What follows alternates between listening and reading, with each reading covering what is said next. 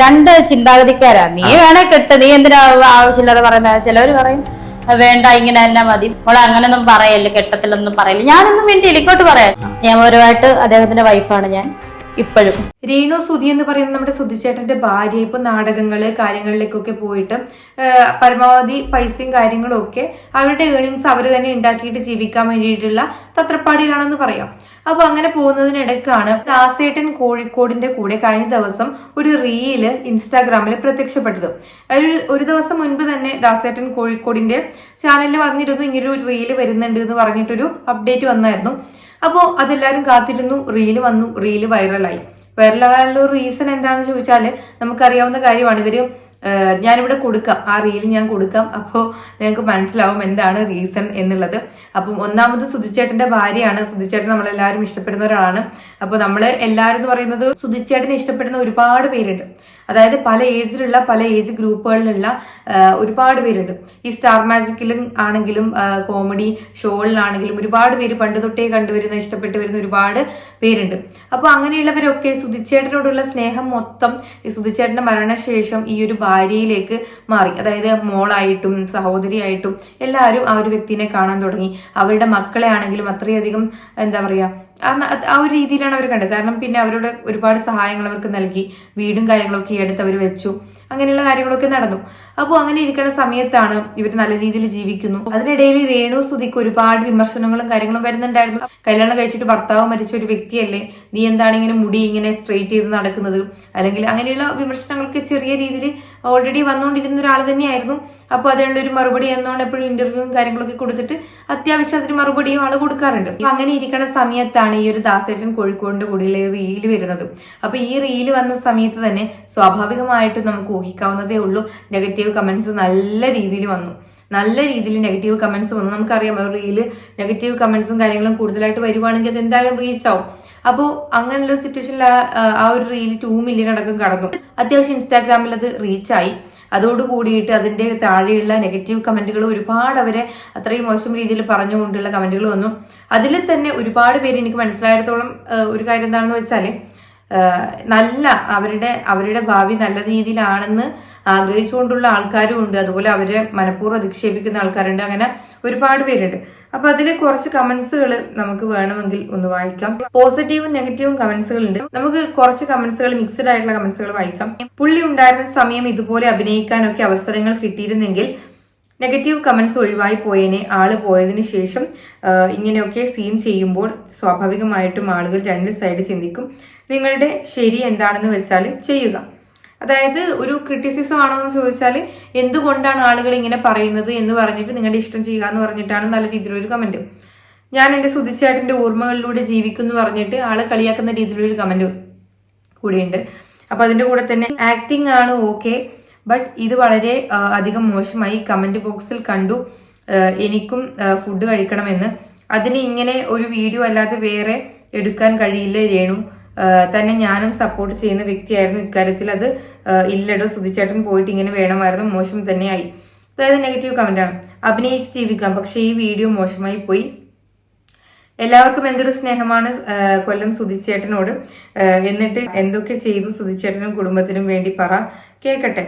അതായത് ഒരുപാട് പേര് ഇവർക്ക് വേണ്ടിയിട്ട് സംസാരിക്കുന്നുണ്ട്. ഒരുപാട് പേര് ഇവരെ നെഗറ്റീവ് പറഞ്ഞിട്ട് പറയുന്നുണ്ട്. അതായത് നന്നായിട്ടുണ്ട്, പക്ഷെ സുധിച്ചേട്ടനെ ഓർത്തു പോകുന്നു, അങ്ങനെയുള്ള കമന്റ്സും ഉണ്ട്. അതായത് സ്വാഭാവികമായിട്ടും നമുക്കറിയാവുന്ന കാര്യമാണ്, ഈ ഒരു വ്യക്തിയെ നമ്മൾ സുധിച്ചേട്ടനിലൂടെയാണ് അറിയുന്നത്. സുധിച്ചേട്ടന്റെ മരണശേഷമാണ് കൂടുതലായിട്ടും ആൾക്കാരിലേക്ക് ഒരു വ്യക്തി എത്തുന്നത്. പിന്നീട് ലക്ഷ്മി നക്ഷത്ര അടക്കമുള്ള ആളുകൾ ഒരു സഹതാപ തരംഗം സൃഷ്ടിച്ചിട്ട് സോഷ്യൽ മീഡിയയിൽ നന്നായിട്ട് ഇവരെ ആ ഒരു രീതിയിൽ പോർട്രേറ്റ് ചെയ്തിട്ടുള്ളത് കൊണ്ട് തന്നെ എല്ലാവർക്കും ഇവരോടൊരു സഹതാപമുണ്ട്. അയ്യോ, ഭർത്താവ് മരിച്ചൊരു സ്ത്രീ എന്നുള്ള രീതിയിൽ അവർ അത്രയും കഷ്ടപ്പെടുന്നു എന്നുള്ള രീതിയിലൊക്കെ. അപ്പൊ അങ്ങനെ നിൽക്കുന്ന ഒരു സമയത്ത് അത് മാത്രമല്ല, നമ്മുടെ സമൂഹത്തിൽ കുറച്ചു പേരെങ്കിലും വിചാരിക്കുന്ന ഒരു കാര്യമാണ് ഭർത്താവ് മരിച്ചൊരു സ്ത്രീ ഇങ്ങനെ ഒതുങ്ങിയിരിക്കണം, അടങ്ങിയിരിക്കണം, ഇതൊന്നും ചെയ്യാൻ പാടില്ല, അവർ സന്തോഷിക്കാൻ പാടില്ല, അവരെപ്പോഴും കരഞ്ഞു കുത്തിയിരിക്കണം എന്നൊക്കെ ചിന്താഗതിയുള്ള ഒരുപാട് പേര് നമ്മുടെ സമൂഹത്തിലുണ്ട്. അപ്പൊ അങ്ങനെയുള്ള ഒരു സമൂഹത്തിന്റെ വകയുള്ള കമന്റ് ബോക്സ് കമന്റ് ബോക്സിൽ അങ്ങനെയുള്ള ആൾക്കാരും ഉണ്ടാവും. അതുപോലെ തന്നെ സുധിച്ചേട്ടനെ സ്നേഹിക്കുന്ന, സുധിച്ചേട്ടനെ മാത്രം അതായത് ആ ഒരു പേരിന്റെ പുറത്ത്, ആ ഒരു സ്നേഹത്തിന്റെ പുറത്ത് വന്ന് കമന്റ് ഇടുന്ന പേരും ഉണ്ടാവും. എനിക്ക് അതാണ് മനസ്സിലായ ഒരു കാര്യം. ഫുള്ളായിട്ടും അവരെ അധിക്ഷേപിക്കാൻ വേണ്ടി മാത്രം പറയുന്നവരാണെന്ന് തോന്നിയിട്ടില്ല. കുറച്ചൊക്കെ സ്നേഹത്തോടു കൂടി പറയുന്നവരും ഉണ്ട്. അതായത് ഇവർ നല്ലതായിട്ട് കാണണം എന്നാഗ്രഹിക്കുന്ന ആൾക്കാരും ഉണ്ട്. അതായത് അവർക്ക് പേഴ്സണലി ഇഷ്ടപ്പെട്ടില്ല എന്ന് പറഞ്ഞ ആൾക്കാരും ഉണ്ട്. അവരുടെ ഒപ്പീനിയൻ അവർക്ക് പറയാം, അതിനുള്ള അങ്ങനെ പറഞ്ഞ ആൾക്കാരും ഉണ്ട്. അപ്പൊ നമുക്ക് അതൊക്കെ നല്ല രീതിയിൽ വിമർശിച്ചവരുണ്ട്, നെഗറ്റീവായിട്ട് നല്ലോണം മോശം രീതിയിൽ വിമർശിക്കുന്ന ആൾക്കാരുമുണ്ട്. അപ്പം ഇതിനെ ഒക്കെ മറുപടി എന്നോണം നമ്മുടെ രേണു സുധി ഒരു കമന്റ് ഇട്ടിട്ട് പിൻ ചെയ്ത് വെച്ചിട്ടുണ്ട്. നമുക്കതൊന്ന് വായിക്കാം. ഒരു കാര്യം പറഞ്ഞോട്ടെ, നെഗറ്റീവിന് ഇനി റിപ്ലൈ ഇല്ല. കാരണം ഇനി മൈൻഡ് ചെയ്താലല്ലേ നിങ്ങൾ വീണ്ടും ഇടൂ. നെഗറ്റീവും പോസിറ്റീവും എല്ലാത്തിനും നന്ദി, താങ്ക് യു ഓൾ. ഇങ്ങനെ പറഞ്ഞിട്ട് കമന്റ് ഇട്ടിട്ടുണ്ട്. നമ്മുടെ മൂപ്പനും അതിന്റെ കൂടെ കമന്റും കാര്യങ്ങളൊക്കെ ഇവരെ സപ്പോർട്ട് ചെയ്തുകൊണ്ട് ഇട്ടിട്ടുണ്ട്. അപ്പോൾ അങ്ങനെയുള്ള സമയത്ത് ഇവര് ഒരു ഇന്റർവ്യൂ കൂടി കൊടുത്തിട്ടുണ്ട്. നമുക്ക് ആ ഇന്റർവ്യൂവിൽ അവർ ചോദിക്കുന്ന, അതായത് ഈ ഒരു ഇതുമായിട്ട് ബന്ധപ്പെട്ടിട്ട് ചോദിക്കുന്ന കുറച്ച് ക്വസ്റ്റ്യൻസും അതിന്റെ ആൻസേഴ്സ് അവർ പറയുന്നതും കൂടി നോക്കാം. ഭർത്താവില്ലാതെ പോകുന്ന ഒരാൾ ഒരുങ്ങി നടക്കുക എന്ന് പറയുന്നത് കുറച്ച് ടാബു ആയിട്ടുള്ള കാര്യമായിട്ടാണ് ആളുകൾ മനസ്സിലാക്കുന്നത്. ഈ ഒരുങ്ങാന്ന് പറഞ്ഞാൽ നമ്മൾ ഒരു പിച്ചക്കാരിയായിട്ട് പോകണം എവിടെയും പോകും. മറ്റുള്ളവർ ഓടിക്കത്തില്ല കുളിക്കാനും നനയ്ക്കാനും നടന്ന. എന്റെ ഇൻസ്റ്റാഗ്രാമിലെ കമന്റ്സ് ആണ്. ഞാൻ യൂട്യൂബിലെ മറ്റ് ഫേസ്ബുക്കിലെ ഒന്നും ഞാൻ നോക്കത്തില്ല. എന്റെ ഇൻസ്റ്റാഗ്രാമിൽ ഞാൻ പോസ്റ്റ് ഇട്ടതിന്റെ അടിയിൽ വന്നിട്ടുള്ള ഒരു കമന്റ് ആണ്, സുധിച്ചേട്ടന്റെ പേര് വെച്ചിട്ട് എന്നെ വെച്ചിട്ട് വൃത്തികെട്ട ഒരു വാക്ക് വെച്ചിട്ട് അവൻ സംസാരിച്ചു. നീ ആരാണെങ്കിലും നിയമപരമായിട്ട് തന്നെ ഇതിനുള്ള ഉത്തരം നിന്നെ കൊണ്ട് ഞാൻ പറയിപ്പിക്കും. കുറച്ച് മുമ്പ് സോറി ചേച്ചി എന്നാൽ ഡിലീറ്റ് ആയിരിക്കുന്നു. വൃത്തികെട്ട വാക്കുകൾ എന്ന് പറഞ്ഞാൽ മരിച്ചുപോയ സുധിച്ചേട്ടനെ എന്നെ വെച്ചിട്ട് വെറും വൃത്തികേടാണ് അവൻ പറഞ്ഞത്. ഞാൻ ഇതിനകത്തൊന്നും ഉത്തരം പറഞ്ഞു, നീ നിയമത്തിന്റെ മുന്നിൽ വന്ന് നീ ഇതിന് ഉത്തരം പറയണമെന്ന് പറഞ്ഞു. അതായത് നെഗറ്റീവ് കമന്റ് ഇടുന്ന ആൾക്കാരെ കുറിച്ചാണ് പറയുന്നത്.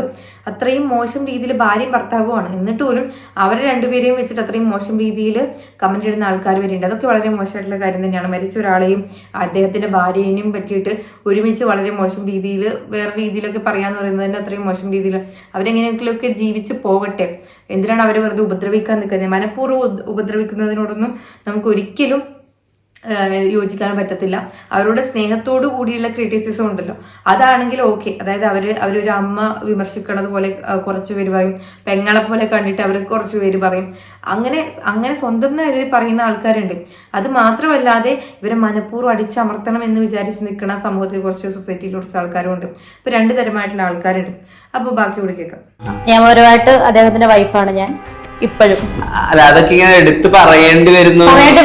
അതെ അതെ അതെ, അത് പറയേണ്ടി വരുന്നു. കാരണം അത് പറയേണ്ട ഇപ്പോഴും സർട്ടിഫിക്കറ്റ്, ഇനി ഞാൻ സർട്ടിഫിക്കറ്റ് കാണിക്കണം. ഞങ്ങൾ അല്ല, ഞാൻ പറയാം പ്രേക്ഷകർക്ക്, ഇനി അതും ഞാൻ കാണിക്കണം. കുറെ കമന്റ് വരും, സർട്ടിഫിക്കറ്റ് അടവാട്ടാന്നുള്ള വിളി പോലും അതിനൊരു വേരിയേഷൻ ഉള്ള വിളിക്ക്. അതുവരെ എനിക്ക് ഇപ്പോഴും അറിയാം, നമുക്ക് കാതിൽ കേൾക്കാതെ. ഇതുവരെ ഓർക്കാൻ കാരണം എന്താ? അദ്ദേഹത്തെ സ്നേഹിക്കുന്നുണ്ട്. അതുകൊണ്ട് ഇപ്പൊ സ്നേഹിക്കാത്ത ഒരാളുടെ കാര്യം നമ്മൾ ഓർക്കേണ്ട കാര്യമുണ്ട്. അവര് അത് പറയുന്നത് നമ്മുടെ സുധിച്ചേട്ടനെ കുറിച്ചാണ്. സുധിച്ചേട്ടന്റെ ആ ഒരു ഇവരെ വിളിക്കുന്ന ആ ഒരു പേരും അവരുടെ ആ ഒരു ട്യൂൺ പോലും എനിക്കിപ്പോഴും ഓർമ്മയുണ്ട്. നല്ല രീതിയിലാണ് സംസാരിക്കുന്നത്. അതായത് ഇവര് തമ്മിൽ, അതായത് ആ ഒരു വ്യക്തിക്ക് സുധിച്ചേട്ടനോടുള്ള സ്നേഹവും കാര്യങ്ങളും ഇപ്പോഴും ഉണ്ട്. കല്യാണം കാര്യങ്ങളൊന്നും കഴിക്കുന്നൊന്നും പറഞ്ഞിട്ടൊന്നുമില്ല വേറെ. അപ്പോൾ അവരുടെ ഓരോ വാക്കും ഇങ്ങനെ ഭയങ്കരമായി എടുത്തിട്ട് അങ്ങനെ പറഞ്ഞു ഇങ്ങനെ പറഞ്ഞു വിമർശിക്കേണ്ട ആവശ്യമില്ല. അവരുടേതായ രീതിയിൽ ജീവിക്കട്ടെ, അവർ വെറുതെ വിടുക എന്നേ എനിക്ക് പറയാനുള്ളൂ. അപ്പം എല്ലാവർക്കും അവരുടേതായ രീതിയിൽ ജീവിക്കാനുള്ള അവകാശമുണ്ട്. കല്യാണം കഴിഞ്ഞ് ഭർത്താവ് മരിച്ചു എന്ന് കരുതിയിട്ട് അവർ കരഞ്ഞു കുത്തിയിരിക്കണം എന്നൊന്നും നമുക്ക് പറയാൻ പറ്റത്തില്ല. അതുപോലെ തന്നെ ഈ ഒരു റീലിലാണെങ്കിലും ഇത് ഗോപിക ചെയ്ത സമയത്ത് വേറെ പ്രശ്നങ്ങളില്ലായിരുന്നു. ഗോപിക കല്യാണം കഴിഞ്ഞ് കുട്ടിയും കാര്യങ്ങളായിട്ട് നിൽക്കുന്ന സമയത്തും ഈ റീൽ ഇപ്പോഴും ഓടുന്നില്ലേ? അല്ലെങ്കിൽ എത്രയോ സിനിമകളിലും കാര്യങ്ങളും കല്യാണം കഴിഞ്ഞ ശേഷമാണെങ്കിലും ഭാര്യയും ഭർത്താക്കന്മാരാണെങ്കിലും അഭിനയിക്കുന്നു, ഇങ്ങനെയുള്ള സീൻസ് അഭിനയിക്കുന്നു. അപ്പോൾ അപ്പോഴൊന്നും അതൊക്കെ കാണുന്നതിനൊന്നും പ്രശ്നമില്ല. ഇതിന് മാത്രമാണ് പ്രശ്നം എന്ന് പറയുമ്പോൾ നമുക്കതും ഓരോരുത്തരുടെ, എനിക്കിത് മനസ്സിലായ ഒരു കാര്യം, ഇത് ഓരോരുത്തരുടെ ചിന്താഗതി അനുസരിച്ചിട്ടാണ് അവർ കമന്റ് ഇടുന്നത് എന്നുള്ളതാണ്. സ്നേഹത്തോടു കൂടി ഉണ്ട്. ഒന്നാമത് ഞാൻ എടുത്തു പറയുന്നൊരു കാര്യം, ഇവരോടുള്ള സ്നേഹം കൊണ്ട് കമന്റ് ഇടുന്നവരും ഉണ്ട്. അത് മനസ്സിലായ ഒരു കാര്യമാണ്. അതുപോലെ ഇവരെ മനഃപൂർവ്വം അധിക്ഷേപിക്കാനും ഇവരെ തളർത്താനും വേണ്ടിയിട്ട് കമന്റ് ഇടുന്നവരും ഉണ്ട്. നമ്മൾ അത് ഏത് കമന്റ് ബോക്സിൽ നോക്കിയാലും നമുക്കറിയാം അങ്ങനെയുള്ളവരുണ്ടാവും.